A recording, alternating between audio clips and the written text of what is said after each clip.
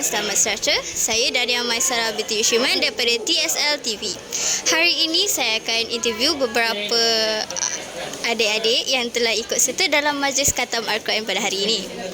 Okey, kan nak tanya dek, apa perasaan adik-adik semasa majlis khatam Al-Quran pada hari ini? Seronok, gembira dapat buat yang terbaik, berjaya lah. Saya rasa sangat berdebar tadi, tapi sangat seronok lah sebenarnya. Seronok lah dapat raya daripada cikgu-cikgu banyak tu. Alhamdulillah kita dapat menjayakan dengan sempurna. Okay, last question. Raya tahun ni balik berapa mana? Ipoh. Kuala Kangsar. Saya balik All-Star Kedah. InsyaAllah kalau rezeki All-Star. Faham. Telur Intan. Tanjung Rambutan. Sekian, terima kasih daripada saya.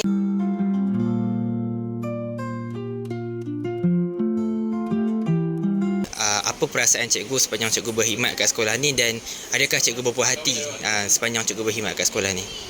Amboi, soalan macam ikut skrip. Apa perasaan saya Saya rasa macam 3 tahun ni macam mimpi, macam tak sangka. Saya masuk ke sekolah ni, niat saya lain. Saya nak buat benda lain. Tetapi pengurusan sekolah ni dia channelkan saya kepada benda lain. Dan apabila saya dapat benda lain yang diberikan oleh pengurusan sekolah tu, hasil dia lebih better daripada apa yang saya planningkan. Saya tak sangka saya akan mendapat kejayaan-kejayaan, anugerah-anugerah yang macam ya tinggi lah kan, dengan saya yang baru posting lagi. Itu je lah, saya rasa macam mimpi, dan saya tak sangka selama 3 tahun kat sini saya boleh pergi sampai level 2. Okey cikgu. Terima kasih cikgu. Habis dah? Habis dah. Okey, terima kasih cikgu. Apa perasaan cikgu-cikgu semasa bekerja dengan Cikgu Hakim? Baik, dengan Cikgu Hakim, sepanjang bekerja dengan Cikgu Hakim selama lebih kurang 3 tahun, daripada 2022 sampai 2025. Cikgu Hakim ni, apa yang cikgu tengok, dia seorang yang all-rounder. All-rounder, boleh buat banyak kerja, banyak tugas, dan dia juga very focus. Okay? Bila dia, satu-satu tugas tu bila buat tu, tengok dia buat kerja dengan memang bersungguh-sungguh lah. Okay? Jadi pada pandangan saya, Cikgu Hakim ni ada talent, orangnya pun masih muda. Mudah-mudahan Cikgu Hakim akan lebih cemerlang di sekolah lama, di sekolah yang baru nanti, dan begitu juga yang seterusnya lah dalam karier perguruan ni. Mudah-mudahan Cikgu Hakim akan jadi seorang pendidik yang berjaya lah, insyaAllah. Itu saja. Saya pula menyokong kenyataan Cikgu Khalil. Itu cikgu menyokong lah. Daripada pandangan peribadi cikgu, bagi saya Cikgu Hakim sangat independen, dan juga sebarang job yang dia dapat, dia akan usaha buat yang terbaik. Maknanya kalau setiap job dia dapat tu, dia akan usaha sampai boleh.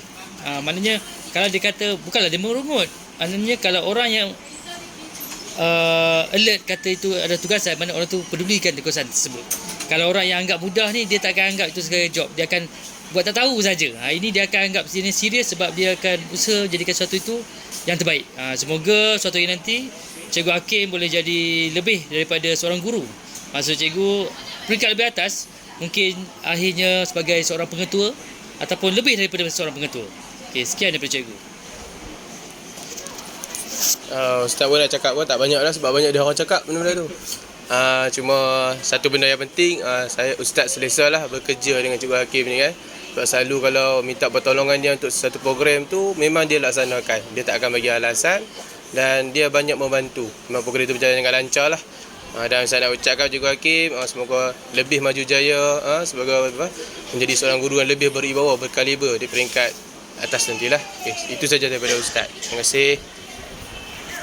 Okey, daripada saya baru saja sebulan bekerjasama dengan Cikgu Hakim, tapi berdasarkan 1 bulan bekerjasama dengan dia, Alhamdulillah Cikgu Hakim ni seorang yang sangat berdedikasi, dan cara kerja dia sangat-sangat teliti dan bagus, dan dia seorang yang macam Cikgu Khalil cakap tadi lah, fokus dalam sesuatu perkara yang dibuat tu, dan itu menyebabkan kita rasa kehilangan yang sangat besar lah bila dia berpindah ke tempat lain.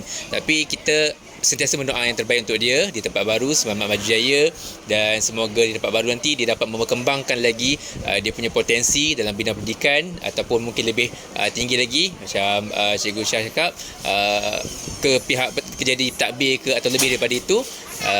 Akhir kata dari saya, selamat maju jaya Cikgu Hakim. Alright.